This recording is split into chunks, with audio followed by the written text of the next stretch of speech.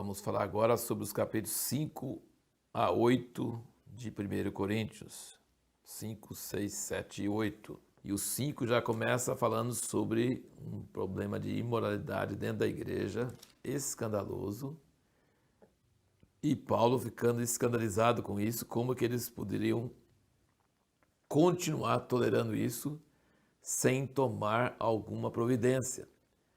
E aí ele fala no versículo 2, vós estáis inchados e nem ao menos pranteaste para que fosse tirado do vosso meio quem praticou esse mal? Eu, na verdade, ainda que ausente no corpo, mas presente no espírito, já julguei como se estivesse presente aquele que cometeu esse ultraje. Em nome do nosso Senhor Jesus, congregados vós e o meu espírito, pelo poder do nosso Senhor Jesus, seja entregue a Satanás para a destruição da carne, para que o espírito seja salvo no dia do Senhor Jesus. Então, essas são palavras muito fortes.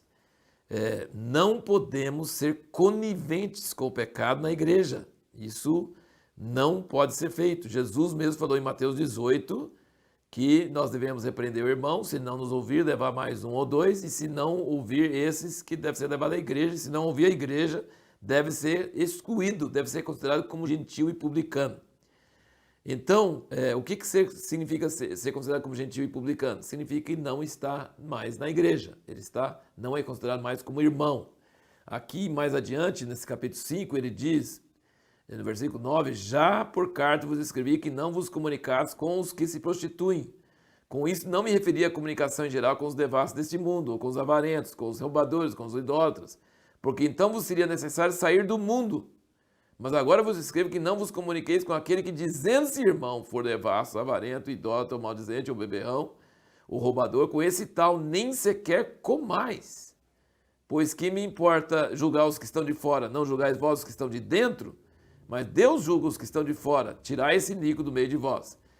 Você fala assim, mas onde está o amor? O amor é o seguinte, o amor não significa que você concorda com o pecado, não significa que você é conivente com o pecado. Você permite que a pessoa que está em pecado fique contaminando o restante da igreja. O amor significa que nós amamos a todos no mundo, sabendo que se arrependerem estão abertos, a porta está aberta, inclusive desse irmão que será excluído porque ele não tem arrependimento e está praticando uma coisa absurda. Mas se ele arrepender, ele deve ser acolhido. O que Paulo está falando? Ele deve ser entregue a Satanás, quer dizer, ele deve estar tirado da proteção de Deus que está sobre aqueles que estão na igreja, para que ele sofra para a destruição da carne, mas o espírito seja salvo. Ou seja, que ele enfrente dureza, enfrente problemas sérios, para que ele assuste e volte a Deus com arrependimento. Então, nós não devemos estar junto com pessoas que, dizendo-se irmãos, estão fazendo essas coisas. Essa é a questão da aliança, né? Nós não devemos estar aliançados com pessoas que estão vivendo em pecado e não têm arrependimento sobre isso e estão continuando com isso. Nós não devemos fazer isso, senão nós estaríamos também sendo contaminados. E aí tem uns versículos aqui que nos abrem os olhos sobre a Páscoa. No versículo 6 ele fala, não sabeis que um pouco de fermento leveda a massa toda? Versículo 7, expurgai o fermento velho para que sejais massa nova, assim como sois sem fermento. Porque Cristo, nossa Páscoa, já foi sacrificado, pelo que celebremos a festa, não com fermento velho, nem com fermento da malícia e da corrupção, mas com os ázimos da sinceridade e da verdade. Então aqui nós temos várias dicas sobre a Páscoa, que era celebrada desde o tempo de Êxodo, né? Ele está falando que o fermento é hipocrisia, é ter uma fachada, porque o fermento entra e você fica pensando que ele é muita coisa e na verdade aquilo é ar, na verdade é pouquinha farinha, mas a fermento faz parecer que é grande, faz parecer que é muito. Então ele dizendo que nós devemos ter pães asmos, pães sem fermento, que significa que é sincero e é verdade, sabe? Então isso nos dá uma boa revelação de Cristo, que é nosso Cordeiro Pascual, e do pão sem fermento, a festa dos pães asmos. E que nós não devemos ter uma aparência de religioso, de santidade, e não viver isso não ser realidade. Aí ele começa a entrar nesse assunto de prostituição. E ele diz que o corpo não é para prostituição, mas para o Senhor e o Senhor para o corpo.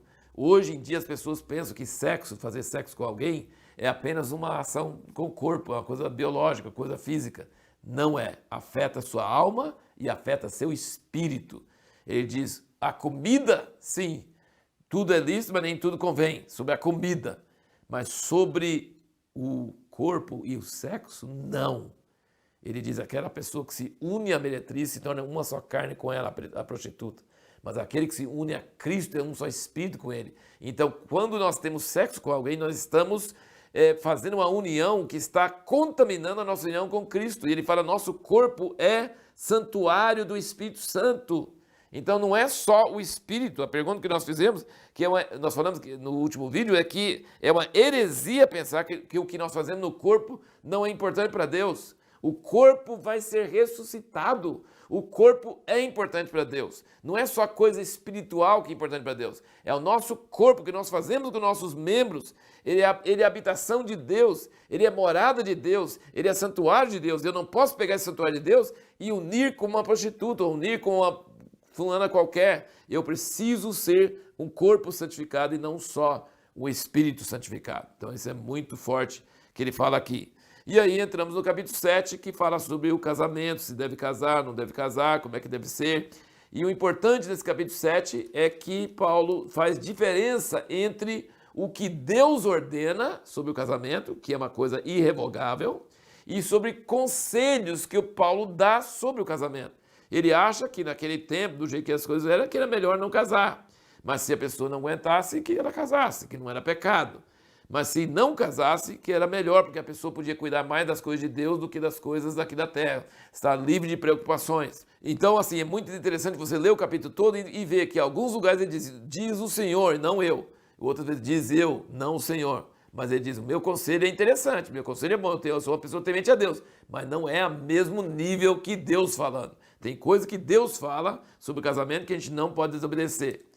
E o importante nessa questão toda de ser solteiro ou casado, porque às vezes tem alguns grupos que tem até o contrário, se a pessoa não casa tem alguma coisa errada com ela, discriminam os solteiros, solteirões assim e tal, coisa absurda, porque pelo que fala nesse capítulo, o solteiro tem muito mais poder para se dedicar a Deus do que o casado, então não devia ter discriminação de solteiro no meio da igreja. Ele está elogiando mais os solteiros do que os casados aqui, as viúvas que continuassem viúvas e não casassem de novo, e as virgens não se casassem. Ele estava falando aqui. Aí, acho que o versículo mais interessante aqui é esse versículo aqui que me chama muita atenção e eu acho que hoje é mais apropriado ainda, tá? Ele diz, no 29 do 7, Isto, porém, vos digo, irmãos, que o tempo se abrevia, pelo que doravante os que têm mulher sejam como se não a tivessem, os que choram como se não chorassem, os que folgam como se não folgassem, os que compram como se não possuíssem, e os que usam deste mundo como se dele não usassem absoluto, aqui vem a frase mais importante, porque a aparência desse mundo passa. Porque a aparência desse mundo passa. E aí, no versículo 32, diz, pois quero que sejais livres de cuidado. Quem não é casado, cuida das coisas do Senhor, em como há de agradar ao Senhor. Mas quem é casado, cuida das coisas do mundo, em como há de agradar a sua mulher. Está dividido. Então, sabe qual a decisão entre ficar solteiro ou casado, o que deve ser feito? Como pode melhor servir ao Senhor? Você pode servir ao Senhor melhor casado? Case. Você pode servir melhor ao Senhor não casando? Não case. Porque a aparência desse mundo passa. Isso que é uma coisa tremenda. E finalmente no capítulo 8, olha aqui, assim, tem uma gotinha que vai vir uma chuva depois, tá? Ele diz aqui, no versículo 1, ora, no tocante às coisas sacrificadas aos ídolos, sabemos que todos temos ciência. A ciência incha, mas o amor edifica. Se alguém cuida saber alguma coisa, ainda não sabe como convém saber. Mas se alguém ama a Deus, esse é conhecido dele. Então, assim, esse é um tema que Paulo vai desenvolver com muita propriedade no capítulo 13. Mas já no capítulo 8, ele dá uma sementinha, ele já dá uma gotinha, mostrando que o conhecimento incha, mas o amor edifica. E se a pessoa ama a Deus, ela é conhecida por Deus, e aí ela vai ter uma sabedoria muito maior do que a pessoa que se orgulha de ter conhecimento. Isso é uma coisa muito preciosa, maravilhosa. E do versículo 9 a 13, aqui do 8, ele diz que nós não devemos escandalizar um irmão que tem a consciência fraca, porque isso é um pecado contra Cristo. Versículo 12. Pecando assim contra os irmãos e ferindo-lhes a consciência quando fraca, pecais contra Cristo. Quando nós escandalizamos um irmão, fazemos o irmão cair em pecado, nós estamos pecando contra Cristo, porque nós fazemos parte de Cristo e o nosso irmão também faz parte de Cristo. Então, fazer ele cair em pecado é um pecado contra Cristo. Isso é uma coisa muito forte. E a pergunta para o próximo vídeo é: como podemos tomar a ceia dignamente?